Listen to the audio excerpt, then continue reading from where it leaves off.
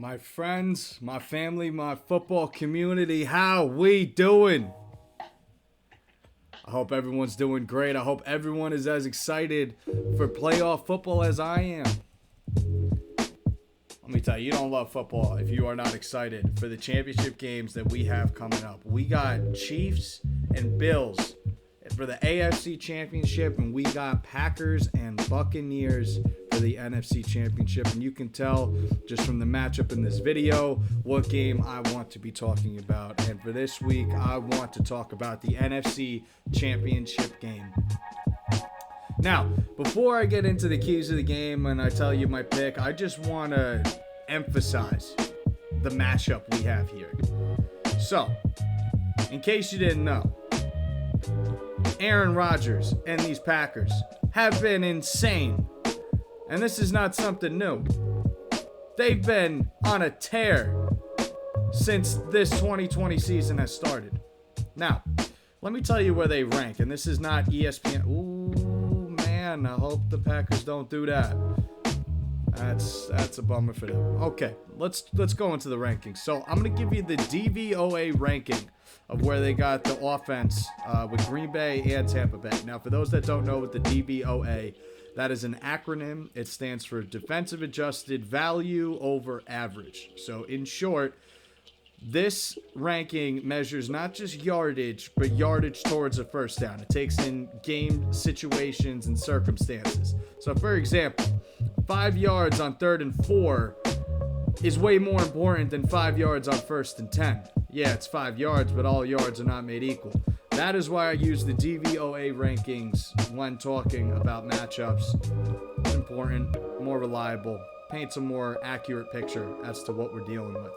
So let's talk about the offense first. So Green Bay ranks first, mostly because Aaron Rodgers has just been insane this whole season. He's the front runner for this year's MVP, and 51 total touchdowns this season. 51. To put that into perspective, because 51, that's cool. Okay, 2018 and 2019, he had 27 touchdowns both seasons. This season, 51. 51. Hey, Green Bay's got a good offense. We know that. Where do the Bucs rank on this? They rank number 2. So you got the number 1 offense going against the number 2 offense. Yeah. Let's talk about the defense. Where is the defense ranked? It's not as close. Green Bay ranks 14th. Tampa Bay ranks 6th. So, Green Bay, offense, 1. Tampa Bay offense, 2. Defense, Green Bay is 14. Tampa Bay is 6th. So, Green Bay is going to have their work cut out for them, which they already know because of the week 6 beatdown that they took from the Buccaneers. But let's get into this. Let's talk about Tampa Bay for a second. Right before I get into the keys to the game, I just want to talk about this with Tampa Bay and why I like the Buccaneers so much right now. So, the Buccaneers lost to Kansas City back in week 12. Okay, things weren't looking too good. Everyone was worried. Maybe Brady's not as good as he was. Maybe he should have stayed in New England. Maybe Belichick was right. Yeah. Take all that Belichick stuff, throw it out the window. Because Brady's been busy throwing dots to all of his receivers because since that loss in Week 12, he's thrown for almost 2,000 yards, 16 touchdowns, and only a single interception. Oh, and before I forget, he's on a 6-game win streak. Yeah. And part of that win streak is coming in the postseason. So not only are they on fire, but they are on fire at the right time. How do you slow this down? You may ask. And that's a great question if you ask that. Because I'm going to tell you. And this is how the Packers, this is what they need to do if they are going to stand a chance. Well, they already do stand a chance. That's not the right word. If the Packers want to compete and win this game, this is what they need to do. First key to the game, Packers need to disguise their coverages. Now, this is something that every NFL team does. This is not something new that I'm creating. But this is something that is crucial for this game. And I'll tell you why. I first noticed that Tom Brady has a hard time when you jump on his first read. And I noticed this for the first time back in week 8 when he played the Giants. Now, the Giants have a great defense, and they lost that game by 2 points on that controversial no passing interference call on that 2-point conversion. However, the formula works. And this is why. You disguise your coverages. This is what you do. You show him one thing pre-snap, then you show him another right when that ball snapped. What that does, throw off his timing a little bit. Jump on his first read, too. He now has to pull that ball back. He takes too long in the pocket. Packers D-line gets there and smashes him. Perfect segue into the next key to the game. Second key, pressure Brady. Brady's not mobile. We know that. He's a 40-year-old man. He's never been one to leave the pocket.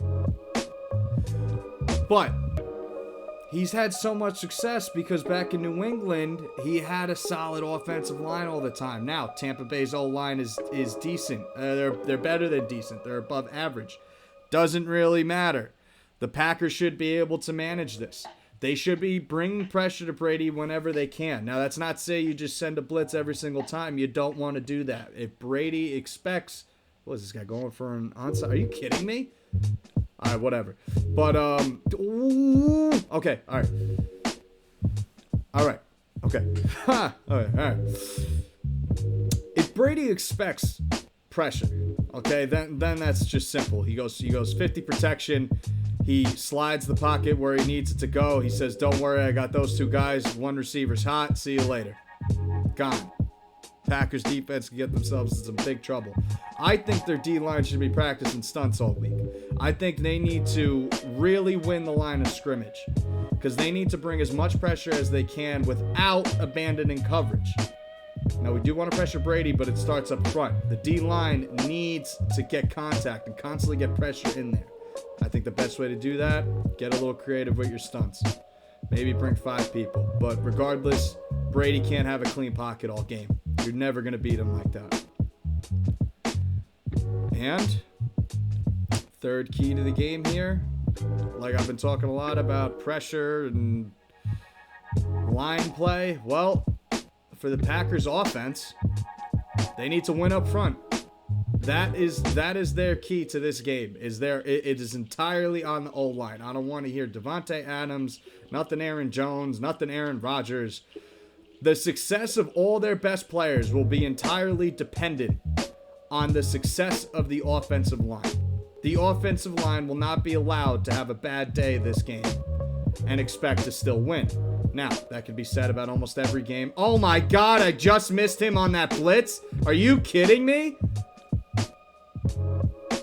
Did anyone see that? You got to see that. Wow. I really, hold on. Let's bring that back. We got to see that again. Hold on. Look at this. Just say, whoop. Enough of that. Okay. All right.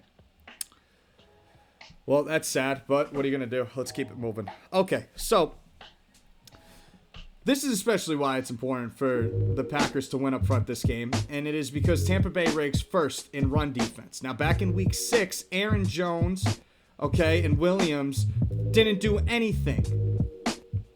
They were completely locked down. So, if we're going to get the run game going, if we're going to get any passing game going, if we're going to get any short, intermediate, deep balls, we need to win up front. That's what the Packers must do. It has never been more important for the Packers offensive line to be good than this game. And it's not just because it's a conference championship game. It is because you're going up against one of the best D-lines in the game. It's as simple as that. Everybody gets paid for a reason. Well, here you go. As for the Bucs, let's get into their keys to the game. This guy's got me at the... Oh, okay. All right, let's get to the Buccaneers. First key to the game, pressure Rodgers. Brady and Rodgers, very similar players. So the formula is similar, as everybody just flops right there and lets me gallop into the end zone. Look at Mike. Is he even sprinting? It looks like he's jogging. Oh, maybe he's... No, he doesn't get me. Okay. Wow.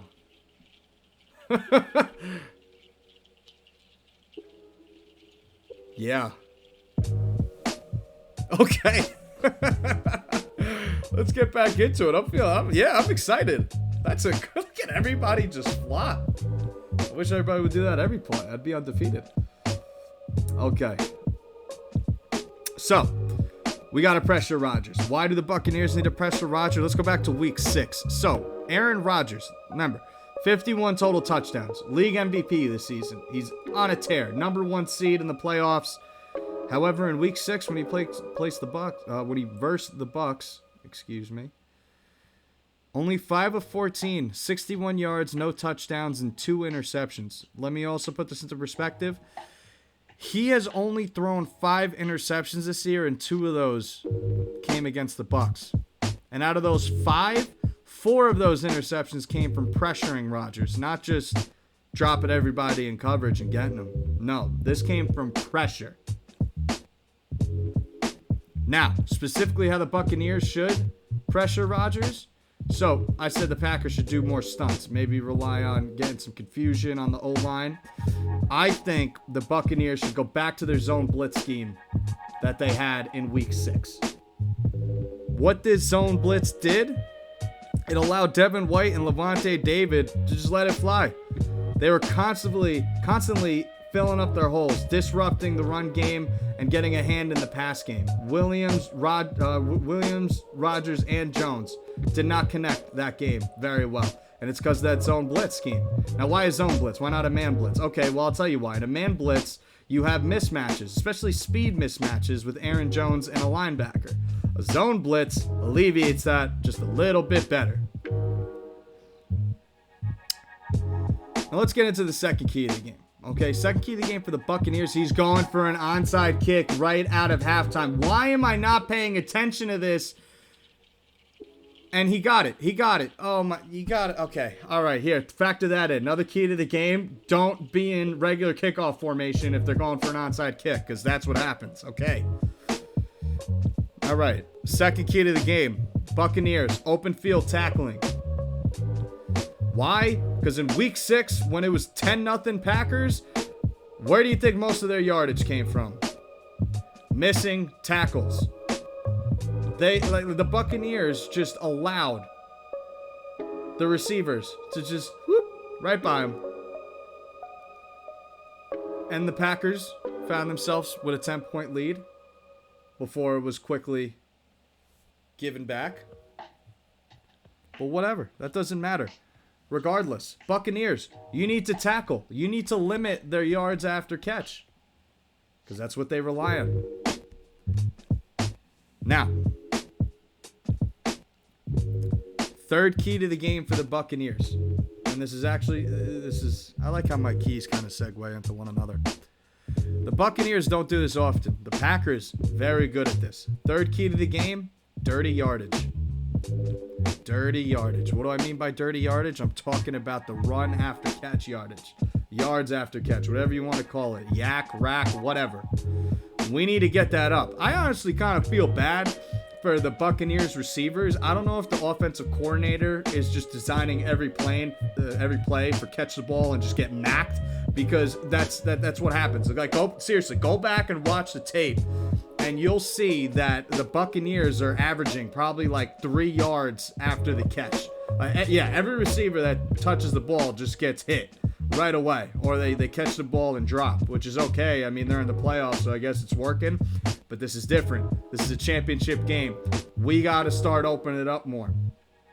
We need more dirty yardage, and how are we going to get that? I think we need to do more short intermediate routes to alleviate any pressure that the Packers might be bringing. I think we do more pick plays as they like to do in the red zone, but let's do it more towards the beginning of these drives, and I think we need to throw in some more screens. I want to keep hitting the Packers low, get cheap, short yards, and maybe even break one big if we can get someone open in space. But I want to keep doing that because I want the ball coming out of Brady's hands quick. I want to keep having one step on the defense. And also, I want the Packers to start backing up a little bit. Back up. Get people off of me with Brady. Start looking at short routes. And then I'm going to send one of my many playmakers deep. This is what I would be telling my offense. Okay, this is where you want to set up. This is almost like jabs in a boxing match, right? Jab, jab, jab. And then the big haymaker comes later. 3 keys for the Bucs. Pressure Rodgers, open field tackling, dirty yardage. Now, let me give you a hot take before I give you my pick. Special teams is going to play a very huge factor in this game. And I'm talking punt returns, kickoffs, field goals, everything. It's always very important, but now it's even more important. And let me tell you why. The Buccaneers and the Packers, 2 very high-flying offenses. If you give them a shorter field, whether that's through turnovers or more traditionally through special teams, it's going to be very hard to stop either of these offenses. So special teams needs to be on the money this game. They need to make sure they're containing kickoffs and they're tackling on their punt returns. And also, the punt return teams and kickoff return teams need to be ready. They need to be ready because if they can just get 5 more yards on their returns than regular, that is going to tremendously help their offense. Hot take, but something to look out for. My pick for this week, I'm rolling with the Buccaneers. I think this matchup is very close. I wouldn't be surprised to see the Packers win it, but I got the Buccaneers. As this guy's bailing out. Hey, man, some people aren't cut for it. He doesn't want enough. He doesn't want it anymore. All right, man, you heard it here first.